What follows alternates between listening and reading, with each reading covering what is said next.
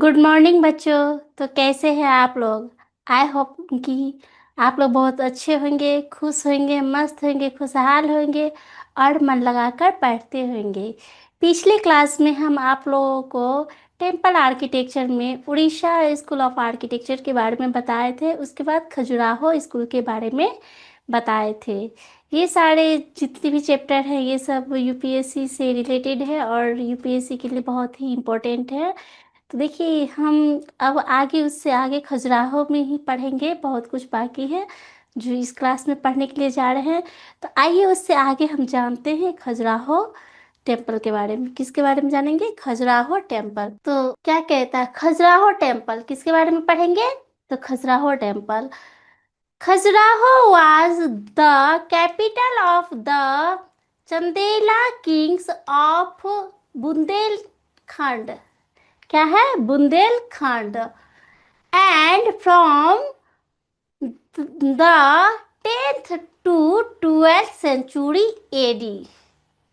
क्या कह रहा है यहाँ पे? देखिए कह रहा है कि खजुराहो की जो मंदिर है यह किसके द्वारा बनाई गई थी और किस ईस्वी में बनाई गई थी। तो कहता है कि खजुराहो का जो टेम्पल है वो 10वीं से 12वीं शताब्दी के बीच बनाई गई थी। किस बीच में बनाई गई थी? तो 10वीं से 12वीं शताब्दी के बीच बनाई गई थी। और किसकी राजधानी है ये? तो बुंदेलखंड की राजधानी चंदेल साम्राज्य के द्वारा बनाई गई थी। किसके द्वारा बनाई गई थी? चंदेल साम्राज्य के द्वारा ये बनाई गई थी। किसको? तो खजुराहो मंदिर को। किसको बनाया गया था? तो खजुराहो मंदिर को। किसके द्वारा? तो चंदेल किंग के द्वारा। किसके द्वारा? तो चंदेल किंग्स के द्वारा। अब देखिए किस ईस्वी में बनाया गया था? तो 10th टू 12th सेंचुरी में। क्या कह रहा है? 10वीं से 12वीं शताब्दी में इसे बनाया गया था। अब क्या कहता है? Its name was given by the historian Abu Rehan Al Biruni 11th century AD. जो इस मंदिर का जो नामकरण हुआ था किसके द्वारा रखा गया था इसके नाम? तो it was name given by the इतिहासकार। कौन थे? किस इतिहासकार के बारे में बातें हो रही है? तो रेहान अल बिरूनी के द्वारा इसका नाम रखा गया था। ये किस सेंचुरी की है? तो 11th सेंचुरी की मंदिर है। कौन सी मंदिर? तो खजुराहो की मंदिर। क्या कहता है? As the city of the goddess. किस नाम से जाने जाते हैं? तो सिटी ऑफ द गॉडेस के नाम से जाने जाते हैं। जो सिटी ऑफ गॉडेस जो इसका नाम रखा गया था, किस चीज को? खजुराहो मंदिर को किस नाम से जानते हैं? तो सिटी ऑफ गॉड्स के नाम से जानते हैं। तो इसका नाम कौन से इतिहासकार रखे थे? कौन इतिहासकार थे जो इसका नाम सिटी ऑफ द गॉड्स रखे थे? तो वो थे अबू रेयान अल बिरूनी। कौन थे? अबू रेहान अल बिरूनी, जो कि उनके द्वारा खजुराहो की मंदिर को देवताओं की नगरी, देवताओं का नगर कहा गया था। उनके द्वारा ये नाम रखा गया था। तो किनके द्वारा? तो अबू रेहान अल बिरूनी। किनके द्वारा? Abu Rehan Al Biruni. कब? तो 11th सेंचुरी में। कब रखा गया था? तो 11th सेंचुरी में। देखिए यहाँ तक हम समझ गए। अब आगे हिंदी में समझते हैं क्या कहता है। खजुराहो किसके बारे में जानेंगे? तो खजुराहो के बारे में जानेंगे। खजुराहो 10वीं से 12वीं शताब्दी ईस्वी के बीच बुंदेलखंड के चंदेल राजाओं राजधानी था। किस राजा का राजधानी था खजुराहो? तो चंदेल राजा का राजधानी था। कौन सा? बुंदेलखंड। खजुराहो की मंदिर कहाँ है? तो बुंदेलखंड में है। वो किसकी राजधानी है? तो चंदेल राजाओं की राजधानी है। 11वीं शताब्दी के इतिहासकार, अब 11th सेंचुरी की ये बात किस ईस्वी की हो रही है? तो 11वीं सेंचुरी की। और ये मंदिर का जो निर्माण हुआ, खजुराहो मंदिर का जो निर्माण हुआ, वो किस ईस्वी में हुआ था? तो 10वीं से 12वीं शताब्दी में हुआ था। और उसी बीच में वो एक इतिहासकार आते हैं, यानी कि 10वीं से 12वीं शताब्दी के बीच में जब ये मंदिर, खजुराहो मंदिर का निर्माण हुआ था, तो उस समय 11वीं शताब्दी में, 11वीं सेंचुरी में अबू रेहान अल बिरूनी नामक एक इतिहासकार आते हैं। कौन आते हैं? तो अबू रेहान अल बिरूनी नामक एक इतिहासकार आते हैं किस सेंचुरी में? तो 11वीं सेंचुरी में। और वो क्या कहते हैं खजुराहो की मंदिर के बारे में? वो ये कहते हैं कि ये जो मंदिर है, ये जो बुंदेलखंड की जगह है, यह देवताओं की नगरी है। किसकी नगरी है? तो देवताओं की नगरी है। इतिहासकार अबू रेहान अल बिरूनी ने इसका नाम देवताओं का नगर, किसका नाम? तो बुंदेलखंड के खजुराहो मंदिर का नाम क्या दिया था? तो देवताओं का नगर। क्या कहा था? बताया था देवताओं का नगर, city of the gods, city of the gods बताया था। कौन बताया था? अबू रेहान अल बिरूनी ने बताया था कि यह जो नगर है, ये जो बुंदेलखंड है, चंदेल राजाओं का राजधानी है, जहाँ खजुराहो की मंदिर है, वह किसकी नगर है? तो वह देवताओं की नगर है। यह कथन किसकी थी? तो यह कथन अबू रेहान अल बिरूनी की थी। ठीक है, हम यहाँ तक समझ गए। अब आगे समझते हैं। ठीक है, देखिए, जैसे कि फॉर एग्जाम्पल लीजिए, जो नगरों, देवताओं का जो नगर बताया, जो देवताओं का नगर अबू अल बिरूनी ने जो बताया था देवताओं का नगर, उसका एग्जाम्पल है जैसे Kandariya Mahadev temple and Lakshman temple at Khajuraho. For example लीजिए, इसका एग्जाम्पल क्या होगा? तो कंदरिया का महादेव का मंदिर और लक्ष्मण मंदिर जो है, लक्ष्मणा मंदिर यानी कि लक्ष्मण मंदिर जो खजुराहो में है, यह एक ऐसा मंदिर है जिसको देखकर हम सभी, आप सभी कहेंगे कि यह मंदिर जो देखने में इतना भव्य है, इतना खूबसूरत है, यह किसका नगर हो सकता है? तो यह देवताओं का नगर हो सकता है। तो देखिए, यह मंदिर भी कितनी खूबसूरत है। ये जो है सो कंदरिया का महादेव मंदिर है। ये कौन सा मंदिर है? तो कंदरिया का महादेव मंदिर है। देखिए कितने अच्छे से इसमें नक्काशीदार किए गए हैं। और इस साइड जो आप देख रहे हैं, जो ये है, कौन सा? लक्ष्मणा मंदिर है। कौन सा मंदिर है? लक्ष्मणा मंदिर है। ये इस साइड की जो मंदिर है, ये लक्ष्मणा मंदिर है, जो कहाँ है? वो खजुराहो की मंदिर में है। इस तरह का कंस्ट्रक्शन, इस तरह का डिजाइन आपको खजुराहो की मंदिर में ही देखने को मिलेगी। देखिए कितना खूबसूरत है, कितना भव्य है ये मंदिर। ठीक है, हम यहाँ तक समझ गए। अब आगे बढ़ते हैं। अब देखिए, इसी में भी एक चीज और दिखाया गया है।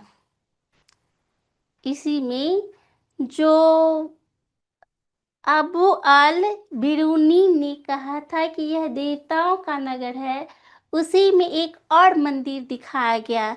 वो क्या है? विश्वनाथ टेम्पल। लेफ्ट में जो ये बायां साइड जो है, यह विश्वनाथ टेम्पल है, जो कि खजुराहो में है।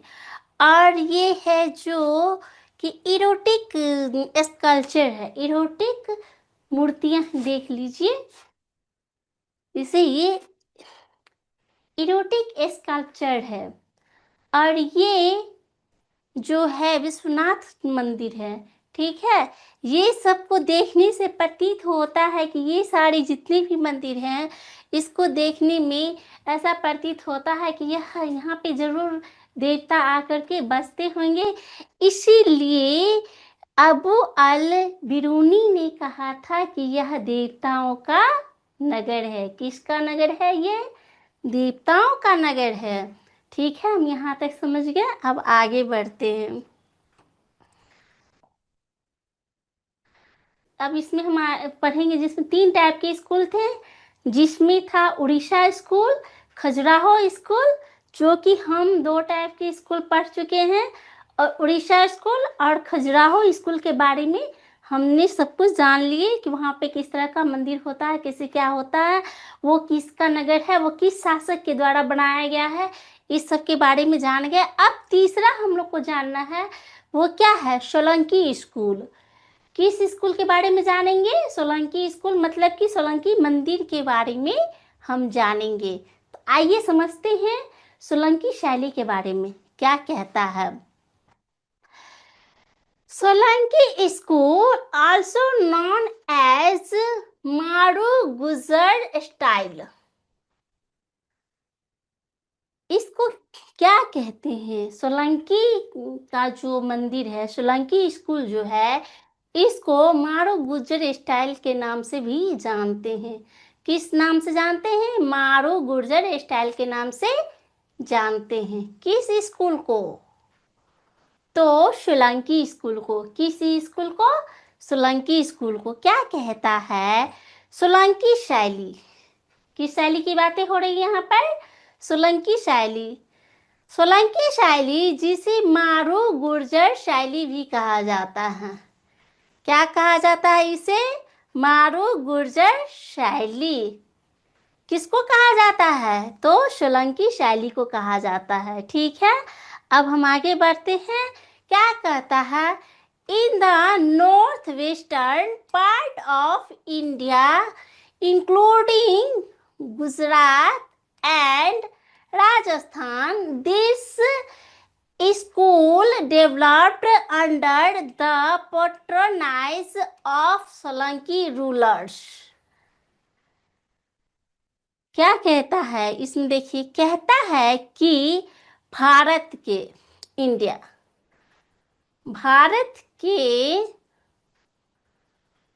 उत्तर पश्चिम यानी कि नॉर्थ, उत्तर, वेस्टर्न यानी कि पश्चिम, उत्तर पश्चिम भाग, जो कि गुजरात और राजस्थान में शामिल है, जो कि इसका जो पार्ट है, किसके बारे में बातें हो रही है, तो सोलंकी शैली के बारे में बातें हो रही है। तो सोलंकी शैली का जो पार्ट है वो भारत के उत्तर पश्चिम भाग, जो कि गुजरात और राजस्थान में है। गुजरात और राजस्थान में कौन सी मंदिर शैली है, कौन सी मंदिर शैली है, तो सोलंकी शैली है। कहाँ पर, तो गुजरात और राजस्थान में है। वह किस दिशा में है, तो भारत के उत्तर और पश्चिम दिशा में है, जो कि उसके सोलंकी शासकों यानी कि पेट्रोनाइज, सोलंकी का स्कूल का जो निर्माण हुआ था, सोलंकी स्कूल का जो निर्माण हुआ था, जो सोलंकी मंदिर जो बनाया गया था, इसको तो मारू गुर्जर शैली के नाम से जानते ही हैं, लेकिन इसका जो निर्माण करवाया गया था, किसने कराया था, तो पेट्रोनाइज सोलंकी, सोलंकी शासक जो थे वो इसका निर्माण करवाए थे। किसका, तो सोलंकी स्कूल का। अब देखिए आगे क्या कहता है, the features of this school included in the following. अब इसमें क्या क्या विशेषताएं हैं सोलंकी स्कूल में, वो सब हम आगे जानेंगे, इसमें दिया हुआ है। तो आइए हम इसे हिंदी में समझते हैं। क्या कह रहा है कि भारत के उत्तर पश्चिमी भागों, यानी कि भारत के उत्तर पश्चिमी भागों, जिसमें गुजरात और राजस्थान शामिल है। कौन कौन सा शामिल है, तो गुजरात और राजस्थान। गुजरात और राजस्थान में कौन सी शैली चलती है, चली आ रही है, तो सोलंकी शैली। कौन सी शैली, तो सोलंकी शैली। तो मतलब राजस्थान में शामिल है, और यह शैली सोलंकी शासकों के संरक्षण में विकसित हुई। यह शैली जो है सोलंकी शासकों के संरक्षण में विकसित हुई है। किसके संरक्षण में विकसित हुई है, तो सोलंकी शासक। और सोलंकी शासक ने किस स्कूल का निर्माण करवाया था? तो सोलंकी स्कूल का। स्कूल मीन्स मंदिर, उसका मतलब निर्माण कराया था। और इस शैली की विशेषताएं निम्नलिखित थी। इनकी जो सब विशेषताएं थी वो हम आगे पढ़ेंगे। ठीक है, यहाँ तक हम समझ गए। अब आगे बढ़ते हैं। ओके, अब क्या कहता है इसी में जानेंगे। किस में? तो सोलंकी शैली में। अब क्या कहता है? The temple walls were devoid of any carvings. क्या कहता है? Devoid of any carvings. जो इस मंदिर की जो कह रहा है कि इस मंदिर की दीवार पर किसी प्रकार की नक्काशी नहीं की गई थी। एनीथिंग्स कार्विंग, एनी कार्विंग यानी किसी प्रकार की, यानी कार्विंग रहित। कार्विंग यानी कि नक्काशीदार। देखिए, आइए इस हिंदी में समझते हैं। मंदिर की दीवारों पर दीवारें किसी भी प्रकार की नक्काशी से रहित थी।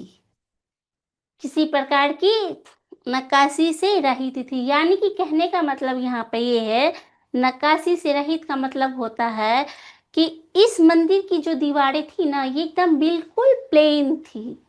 क्या थी? बिल्कुल प्लेन थी। इस पर किसी प्रकार का नक्काशी या किसी प्रकार का फिगर या स्कल्पचर कुछ भी नहीं बना हुआ था, ये प्लेन थी। यहाँ पे कह रहा है एनी कार्विंग, इस वॉल पे है जो कोई भी नक्काशीदार नहीं की गई थी। द गर्भगृह was connected with the mandapa both internally as well as externally। क्या कहता है? जो क्या कहता है? कनेक्टेड यानी कि जुड़ा हुआ। जो गर्भगृह का जो मंडप जो था, मंडपा, जो गर्भगृह का आंतरिक मंडप और बाहरी मंडप जो था, दोनों क्या था? दोनों एक रूप में जुड़े हुए थे, कनेक्टेड थे। कौन से? तो एक्सटर्नल एंड इंटरनल दोनों कनेक्टेड थे। अब देखिए इसे हिंदी में समझते हैं। गर्भगृह मंडप से आंतरिक तथा बाहरी दोनों रूप से जुड़ा हुआ था। गर्भगृह जो है, जो इस मंदिर में गर्भगृह होता है, जो हम गर्भगृह के बारे में पिछले भी क्लास में बताए थे कि जो मंदिर के बीच में एक छोटा सा कक्ष होता है, उसमें मेन देवता को रखा जाता है, उन्हीं को गर्भगृह कहा जाता है। तो कहा जाता है कि गर्भगृह मंडप से आंतरिक तथा बाहरी दोनों रूप से जुड़ा हुआ था। जो इसका जो गर्भगृह था ना, वो मतलब बाहरी और आंतरिक दोनों रूप से जुड़ा हुआ था। अंदर से भी जुड़ा हुआ था और बाहर से भी जुड़ा हुआ था। वो कौन सी चीज जुड़ी हुई थी? तो गर्भगृह, मंदिर का गर्भगृह। ठीक है, यहाँ तक हम समझ गए। अब कहता है the portico has decorative arched gateways known as torans. क्या कहता है? कहता है कि इसके जो प्रांगण थे, यानी कि इसके जो प्रांगण यानी कि आंगना, और कहा जाए तो बरामदा, मंदिर से जुड़े होते हैं बरामदा। पहले भी बताएं कि जहाँ पर श्रद्धालु लोग मतलब खड़े होकर लाइन में लग के, बरामदा से लाइन में लग के पूजा करने के लिए मंदिर के अंदर जाते हैं, उसे ही कहा जाता है प्रांगण, गेटवे। इसका जो गेटवे था, क्या? जो गेटवे द्वार जो था, गेटवे मीन्स होता है द्वार। इसका जो द्वार था वो मेहराबदार, आर्चिज्ड यानी कि मेहराबदार थे, जिसको हम लोग तोरन्स कहते थे। क्या कहते थे? तोरन्स कहते थे। ऐसे भी बताए हैं कि मंदिर का जो मेन द्वार होता है, गर्भगृह में प्रवेश करने के लिए जो मेन दरवाजा होता है, उसे तोरण कहा जाता है। क्या कहा जाता है? तो तोरण। यहाँ पे भी वही बातें बताई जा रही है। तो क्या कह रहा, अब इसे हिंदी में समझते हैं। कह रहा है कि प्रांगण यानी कि बरामदा, पोर्च बरामदे यानी कि बरामदा जो मंदिर से जुड़ा होता है। बरामदे में सजावटी मेहराबदार द्वार होते थे। तो मंदिर का जो बरामदा होता था वो क्या होता था, सजावट होता था। उसका द्वार जो होता था बिल्कुल गेट एकदम सजा हुआ, उस पे तरह तरह की अप्सरा मूर्ति देवी देवताओं का फिगर बना होता था। वो काफ़ी भव्य देखने में, सुंदर देखने में होते थे, जिन्हें क्या कहते थे, जिन्हें तोरण कहा जाता था। जो मेन द्वार जो होता था जिस पे बहुत सारा नक्काशी होते थे उसको क्या कहा जाता था, तो मेन द्वार। इसको पहले भी हम वीवीआई बता दिए हैं, पिछले वीडियो में आप लोग देख लीजिएगा कि मंदिर के मेन द्वार या गर्भगृह के मेन द्वार को क्या कहा जाता है, तो तोरण कहा जाता है। फिर से वही बात यहाँ पे आ गई है, इसे आप नोट कर लीजिए। जो कि जो सजावट होती है उसको हम लोग क्या कहते हैं, मंदिर के मेन गेट को हम लोग तोरण कहते हैं, क्योंकि उसकी सजावट बहुत ही नक्काशीदार होती है, मेहराब होती है, उस पे तरह तरह के फूल पत्तियां बनी होती है, जिसे हम लोग तोरण कहते हैं। ठीक है, यहाँ तक हम लोग समझ गए। अब आगे बढ़ते हैं। अब आइए क्या इसमें हम आगे सोलंकी मंदिर में ही सारी बातें हो रही है। किस मंदिर की बातें हो रही है यहाँ पर, तो सोलंकी मंदिर के बारे में ही बातें हो रही है। तो देखिए क्या कहता है, a unique feature of this school is the presence of a step tank known as Surya Kund in the proximity of the temple. Proximity of the temple. क्या कह रहा है, सूर्य कुंड। यहाँ पे किसकी बातें हो रही है, तो सूर्य कुंड की बातें हो रही है। किसकी बातें हो रही है, तो सूर्य कुंड। इस मंदिर का सबसे बड़ा अनूठा विशेषता क्या था, जो प्रेजेंस में जो उपस्थित थी, सबसे यूनिक, यूनिक मीन्स होता अनूठा। अनूठा क्या था इस मंदिर की विशेषता, इसके पास क्या था, सीढ़ी नुमा कुंड होती थी। जो उस मंदिर में एक कुंड बनाया जाता था, सोलंकी के मंदिर में देखिएगा कि मंदिर बना हुआ है, ठीक है, उसके प्रांगण या उसके पीछे एक कुंड भी बनाया जाता था। मंदिर के पास कुंड बनाया जाता था और उस कुंड में जाने के लिए सीढ़ियां बनाई जाती थी। देखिए सीढ़ी नुमा, मंदिर के पास कुंड में जाने के लिए एक सीढ़ी नुमा होती थी, सीढ़ियां बनाई जाती थी, सीढ़ी नुमा उपस्थित होती थी, ताकि मंदिर से लोग जल भरने के लिए, उस कुंड में पानी भरने के लिए, जल भरने के लिए कुंड में उतरते थे। तो वहां पे एक सीढ़ी नुमा होती थी, कुंड में जाने के लिए सीढ़ियां होती थी, जैसे सीढ़ी नुमा कुंड कहते हैं। बहुत सारी सीढ़ियां होती थी जिसपे लोग चढ़ के उतर के अपना जल भर के लाते थे, भगवान जी को चढ़ाते थे। तो वो ये सारी विशेषता किस में थी, तो ये सारी विशेषताएं जो थी वो सोलंकी के मंदिर में पाई गई थी। देखिए आइए हम इसे हिंदी में समझते हैं। क्या कहता है, इस शैली की एक अनूठी विशेषता मंदिर के पास सीढ़ी नुमा कुंड की उपस्थिति थी। किसकी उपस्थिति थी, तो सीढ़ी नुमा कुंड की उपस्थिति थी, जिसे सूर्य कुंड कहा जाता था। क्या कहा जाता था, सूर्य कुंड। ठीक है, इस मंदिर में जाने के लिए कुंड होती थी, उसमें सीढ़ी जाने के लिए, जो कुंड में जाने के लिए सीढ़ी जो होती थी उसे क्या कहा जाता था, तो सूर्य कुंड कहा जाता था। कौन सा कुंड कहा जाता था, तो सूर्य कुंड। अब यहाँ पे एक क्वेश्चन आ सकता है कि किस मंदिर में हमें सूर्य कुंड देखने को मिलता है, तो वहाँ पे हम लोग लिखेंगे कि सोलंकी के मंदिर में हमें सूर्य कुंड देखने को मिलता है। ये सारी बातें किस में है, तो सोलंकी के मंदिर में। ठीक है, अब देखिए क्या कहता है, the step of the tank are full of small temples with wooden carvings present in them क्या कहता है कि इस कुंड की सीढ़ियां छोटे छोटे मंदिरों से भरी होती थी।